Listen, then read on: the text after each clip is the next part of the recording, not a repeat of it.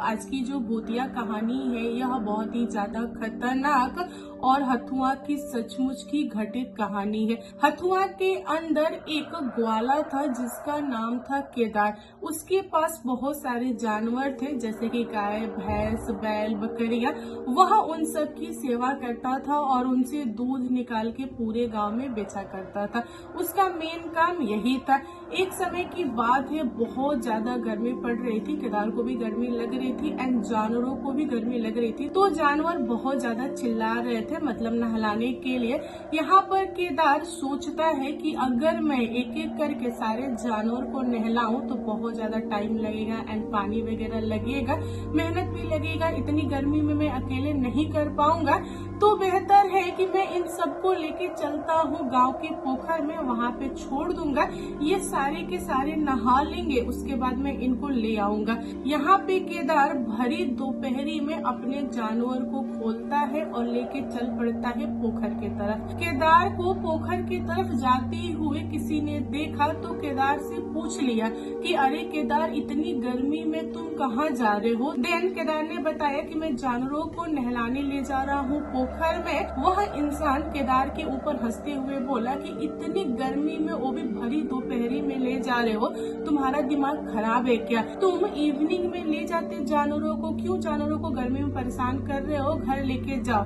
तब केदार ने उस इंसान को जवाब दिया और कहा कि देखो, इवनिंग में मुझे कुछ और काम है जो कि बहुत ज्यादा इम्पोर्टेंट है, इसीलिए मैंने सोचा कि इसे दोपहर में ही नहला देता हूँ। यह बोलने के बाद से केदार अपने जानवरों को लेके पोखर के पास गया और जानवरों को पोखर में छोड़ दिया। जो बकरियां थी वह बगल में घास खाई, उसके बाद पोखर से पानी पी, और जो भैंस, बैल, गाय थी वह पोखर के अंदर चली गई नहाने के लिए। काफी समय से जानवर पानी में ही थे और यह देखकर केदार मुस्कुरा रहा था। उसको भी बहुत ज्यादा गर्मी लगी थी। वह एक पेड़ के छांव में बैठा हुआ था। देन उसने सोचा कि मैं भी नहा लेता हूँ इन्हीं के साथ, क्योंकि इतनी ज्यादा गर्मी पड़ रही है जो कि बर्दाश्त के बाहर है। तब केदार अपना कपड़ा उतारता है, उसके बाद वह छलांग लगा देता है पोखर में। वह नहा ही रहा था, तभी उसको महसूस हुआ कि उसका जो पैर है कहीं पे फंस गया है। वह अपने पैर निकालने की कोशिश कर रहा था, लेकिन वह अपने पैर निकाल नहीं पा रहा था। थोड़ी ही देर में उसे रियलाइज हुआ कि कोई इंसान है जो पानी के अंदर है, उसके पास हाथ है और वह हाथ पकड़ के मुझे घसीट रहा है, अंदर खींच रहा है। यह महसूस होते हुए केदार समझ गया कि वह बुरी तरह से फंस चुका है, उसे बचाने वाला कोई नहीं है। फिर भी वह गला फाड़ रहा था, चिल्ला रहा था कि कोई हो तो मुझे बचाओ, लेकिन दूर दूर तक कोई भी नहीं था, क्योंकि भरी दोपहरी था, सारे लोग अपने अपने घर पे आराम कर रहे थे। यहाँ पर केदार उस चीज से बच नहीं पाया। जो भी पानी के अंदर था उसने केदार को पकड़ा और उलेट दिया। उसके बाद वह चीज केदार को पूरा अंदर धसा दिया। यहाँ पे केदार की बॉडी का एक भी पार्ट दिखाई नहीं दे रहा था। इसके बाद वह चीज गाय, भैंस वगैरह के पीछे पड़ा, उनको भी धसाने के चक्कर में था। तब तक जानवरों को महसूस हो चुका था। जानवर पानी से तैरते हुए बाहर आए और चिल्लाते हुए भागे।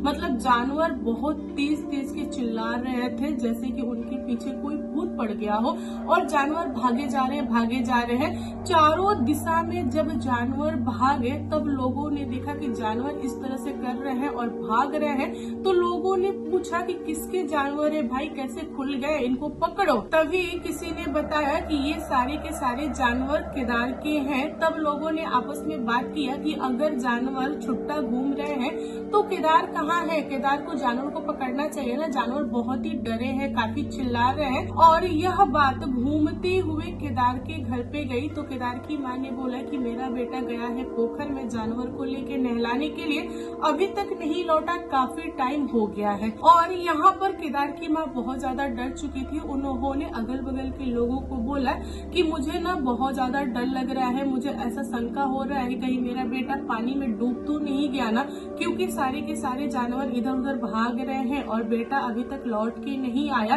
अगर बेटा होता तो जानवर इधर उधर नहीं घूमते। और यह बात पूरे गांव में फैल गई। गांव के सारे लोग इकट्ठा हुए, उसके बाद पहुंचे पोखर के पास, तो उन लोगों ने पाया कि पोखर के पास कोई नहीं है। सिर्फ और सिर्फ कपड़ा पेड़ के छांव में रखा हुआ है और केदार तो दिख नहीं रहा है। तब लोगों ने अंदाजा लगाया कि हो सके केदार कूदा हो पानी में और डूब गया हो। चलो छानते हैं उसे और बाहर निकालते हैं। गांव के जितने लोग भी तैरना जानते थे सारे लोग पोखर में कूदे और केदार का पता लगाने की कोशिश की है, लेकिन केदार का कहीं भी पता नहीं चल रहा था। लोग अंदर अंदर तक जाके देखे फिर भी कुछ भी पता नहीं चल रहा था। गांव के लोग काफी समय से परेशान थे, केदार को पानी में ढूंढ ही रहे थे लेकिन मिल नहीं रहा था। तभी किसी ने आवाज दिया और बोला कि मुझे लग रहा है केदार मिट्टी में धंस चुका है। उसके पैर के फिंगर मुझसे टच हुए, मुझे लग रहा है कि केदार यहीं पे है। लोगों ने अंदर डुबकी मारी, उसके बाद थोड़ा थोड़ा मिट्टी हटा के देखा लो तो उसके नीचे किसी का पैर मिला। लोगों को अंदाजा हो गया कि यह केदार का ही बॉडी है। फिर लोगों ने बहुत ज्यादा मेहनत किया और केदार की बॉडी को अंदर से निकाला।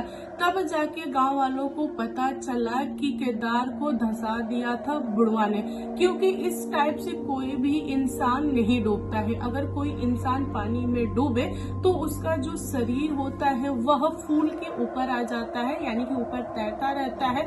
मिट्टी के अंदर पूरी बॉडी नहीं धंस सकती है। और यह बात पूरे गांव में फैल गई और गांव के लोगों ने भी जाना और इस चीज को माना कि उस पोखर में बुढ़वा है। किसी को भी जाना हो पोखर में तो अकेले ना जाए, अगर अकेले जाएगा तो वह बुढ़वा धंसा देगा। दोस्तों, उस दिन के बाद से लोग पोखर की तरफ जाना बंद कर दिए, क्योंकि लोगों का मानना था कि केदार की जो आत्मा होगी वही फंसी होगी और वह भी बुढ़वा बन गई होगी, वह भी हमें पकड़ लेगी। दोस्तों, इसके ऊपर आप लोग का क्या कहना है? आप लोग को क्या लगता है केदार की जो आत्मा होगी वह वहाँ पे फंस के बुढ़वा बन चुकी होगी, वह किसी को शिकार करने के चक्कर में होगी, या फिर गांव के लोग ऐसे ही आपस में बातें करते हैं? इस पे आपका क्या कहना है कमेंट करके बताइएगा। कहानी पसंद आए तो प्लीज लाइक एंड शेयर कीजिएगा और मेरे चैनल पे नया आए हो तो चैनल को सब्सक्राइब करना। Thank you, bye.